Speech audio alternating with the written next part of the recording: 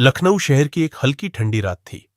सड़कों पर ट्रैफिक कम हो चला था, लेकिन पुलिस पेट्रोलिंग गाड़ियों की आवाजें अब भी सुनाई दे रही थीं। एक पुराने पुलिस स्टेशन के ठीक सामने फुटपाथ पर एक दुबला पतला बुजुर्ग आदमी चादर ओढ़े लेटा था। उसके पास न बिस्तर था, न कोई सामान, बस एक झोला, एक पुराना मोबाइल और एक जोड़ी फटी हुई चप्पलें। नाम था शिवशंकर चौधरी। उम्र लगभग 75 साल। झुर्रियों से भरा चेहरा, लेकिन आंखों में आज भी वही तेज जो किसी जमाने में पूरे महकमे को सीधा कर दिया करता था। लेकिन आज वो चुप था, थका हुआ, शायद बीमार, या शायद कुछ सोच रहा था। थोड़ी देर में एक पुलिस जीप वहां से गुजरी। उसमें से एक हेड कांस्टेबल उतरा। नाम था मनोज तिवारी। वो बोला, ओए उठो बाबा, ये होटल नहीं है समझे। चल चल, कहीं और जाकर सो। शिवशंकर ने धीरे से चादर हटाई, आंखें खोली और बैठ गए।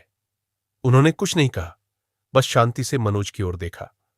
मनोज झल्लाया, क्या देख रहा है, बहरा है क्या? चल उठ, वरना लॉकअप में डाल दूंगा। वही चैन से सुना। पास ही 2 सिपाही और खड़े थे। वो हंसने लगे। लगता है कोई पगला बाबा है, बड़े आराम से पड़ा था साहब के सामने। शिवशंकर कुछ नहीं बोले। उन्होंने बस अपनी चप्पल पहनी, झोला उठाया और बड़े शांत स्वर में बोले, तुम्हारी बात मान लेता हूं बेटा, लेकिन एक कॉल कर ले लूं? मनोज ने व्यंग्य से कहा, हां हां कर ले, शाम को बुला ले, लेकिन 2 मिनट में यहां से निकल जा। शिवशंकर ने अपना पुराना मोबाइल निकाला, नोकिया जैसा, बटन वाला। फोन मिलाया और सिर्फ 2 शब्द बोले, समय हो गया है, पुलिस स्टेशन नंबर 19, और फोन बंद कर दिया। मनोज हंसते हुए बोला, क्या बाबा, किसे बुला रहे हो? स्वर्ग से कोई उतरने वाला है क्या?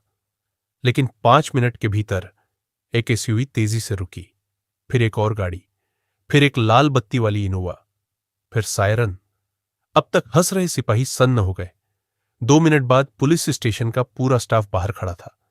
SP, DSP, crime branch inspector सब पहुंचे, और उन सबके बीच में एक नाम गूंजा, सर हम माफी चाहते हैं, आपको पहचान नहीं पाए। मनोज तिवारी के हाथ से उसकी लाठी गिर चुकी थी। वो कांपते हुए शिवशंकर चौधरी के पैरों में गिर पड़ा। सर, मुझे माफ कर दीजिए, मुझे नहीं पता था आप। पूरा पुलिस स्टेशन अब सन्न था। जिस बुजुर्ग को सबने एक फालतू, बेसहारा, फुटपाथ पर सोने वाला आदमी समझा, वो अब सर बन चुका था।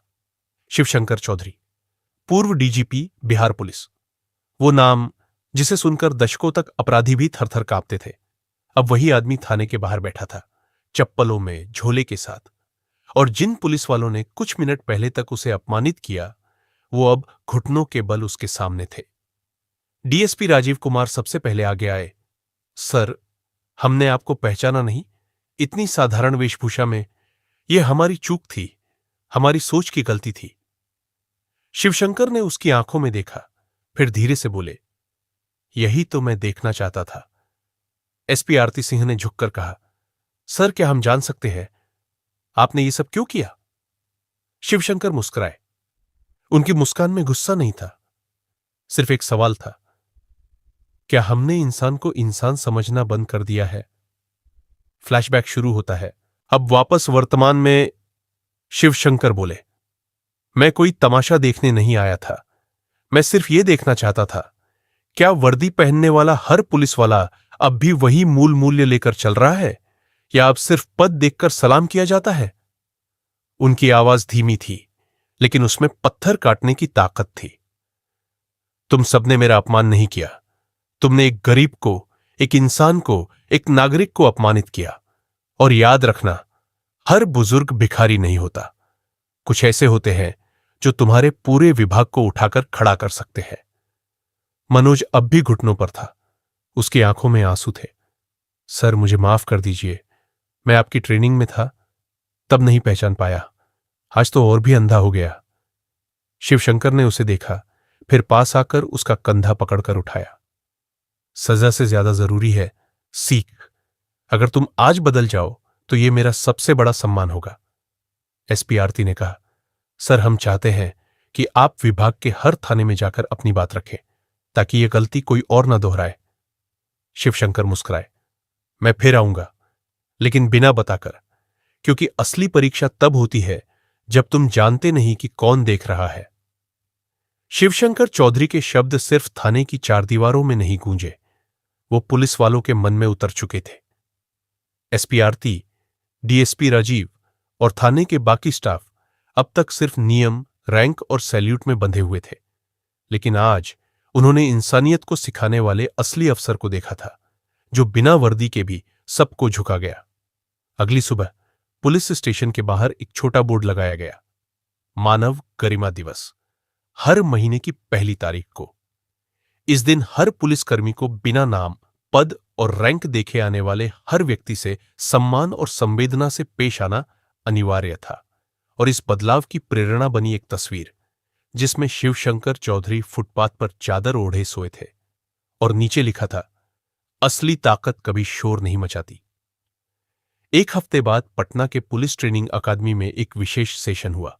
सैकड़ों नए ट्रेनी पुलिसकर्मी बैठे थे और मंच पर खड़े थे वही बुजुर्ग जो अब भी अपने पुराने पायजामे कुर्ते में थे। शिवशंकर ने मंच से कहा, वर्दी इज्जत दिला सकती है, लेकिन इज्जत को बनाए रखने के लिए इंसानियत चाहिए। अगर तुम्हारा सलाम सिर्फ ऊंची पोस्ट देखकर होता है, तो याद रखो, तुम सिर्फ वर्दी पहनने वाले बनोगे, अफसर कभी नहीं। पूरे हॉल में सन्नाटा था, हर आंख सोच में डूबी थी। पुलिस स्टेशन की दीवार पर एक और बोर्ड टंगा गया, हर वह व्यक्ति जो दरवाजा खटखटाए उसे भिखारी नहीं, नागरिक समझा जाए। डीएसपी राजीव, जिसने पहले ही इस बदलाव को अपनाया, अब हर नई रपट से पहले एक सवाल पूछता था, क्या हमने उसकी आवाज को सुना? एक ठंडी सुबह फिर वैसा ही दृश्य सामने आया। एक बुजुर्ग अस्पताल के बाहर फटे कपड़ों में बैठा था। भीड़ हंस रही थी, कुछ लोग मोबाइल निकालकर वीडियो बना रहे थे। एक ट्रेनी सिपाही पास गया, चुपचाप झुका और पूछा, बाबा, कुछ चाहिए क्या? अंदर चले? लोग चौंक गए। बुजुर्ग ने उसकी पीठ थपथपाई। अब उम्मीद जिंदा है बेटा, उम्मीद जिंदा है। कभी किसी की हालत देखकर उसे छोटा मत समझो, क्योंकि कभी कभी सबसे बड़ा आदमी सबसे सादगी भरे कपड़ों में आता है। अगर ये कहानी आपको सच्चे सम्मान की अहमियत का एहसास दिला गई हो, तो वीडियो को लाइक करें, शेयर करें और चैनल को सब्सक्राइब करें और कमेंट में जरूर लिखें, इंसानियत सबसे बड़ी वर्दी है।